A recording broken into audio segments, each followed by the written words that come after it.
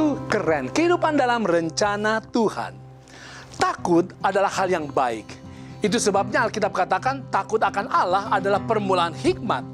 Artinya dasar dari segala pemikiran, kehendak, keputusan, dan tindakan yang bijaksana adalah takut akan Allah. Tetapi ketakutan tidaklah baik. Para ahli menyatakan ketakutan akan melemahkan sistem kekebalan tubuh kita dan dapat menyebabkan kerusakan kardiovaskular, masalah pencernaan seperti MA dan sindrom iritasi usus, dan penurunan kesuburan, mempercepat penuaan, kematian dini, dan berbagai dampak buruk lainnya. Daniel 12 menyatakan kepada kita, mengapa kita tidak perlu ketakutan dalam keadaan apapun. Mari kita lihat Daniel 12 ayat yang pertama mengatakan, pada waktu itu juga akan muncul Mikael, pemimpin besar itu, yang akan mendampingi anak-anak bangsamu. Dan akan ada suatu waktu kesesakan yang besar seperti yang belum pernah terjadi sejak ada bangsa-bangsa sampai pada waktu itu. Tetapi pada waktu itu bangsamu akan terluput, yakni barang siapa yang didapati namanya tertulis dalam kitab itu. Sejak Daniel 2, 7, 8, 9, dan 11, berbagai ramalan dan kesusahan dinyatakan.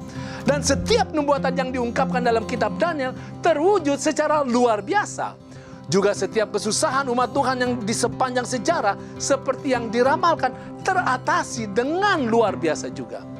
Pada puncaknya, Daniel 12 menubuatkan bahwa akan ada suatu masa kesusahan yang paling besar, paling berat, paling susah, dan paling parah dalam sejarah dan belum pernah terjadi sebelumnya. Artinya saudara, kesusahan yang kita alami oleh karena virus corona ini belum seberapa. Masih akan datang yang lebih besar lagi. Tetapi jangan ketakutan. Alkitab katakan pada waktu itu Mikael yang akan mendampingi anak-anak bangsamu. Kurang pas. Terjemahan yang lebih tepat contohnya adalah dalam bahasa Inggris, The Great Prince who protects your people. Artinya, Mikael itu adalah pemimpin besar yang selama ini melindungi umatmu. Dia bukan pelindung yang tiba-tiba muncul. Mikael selama ini telah tampil melindungi umat-umatnya dalam segala kesusahan di sepanjang sejarah dunia ini. Dalam perjanjian baru, Mikael disebut Immanuel. Dialah Yesus Kristus. Dialah panglima perang umat Tuhan yang paling dahsyat. Bersama dia kita tidak perlu ketakutan terhadap apapun.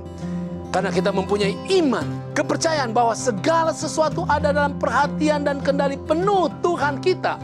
Kita yakin bahwa keselamatan kekal adalah sasaran utama Tuhan bagi dunia ini dan bagi masing-masing kita. Saudara, keadaan sekarang terasa menakutkan. Anda cemas? Wajar.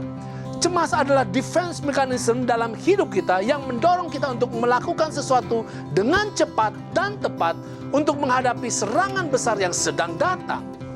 Apapun tindakan yang Anda lakukan, jangan karena ketakutan.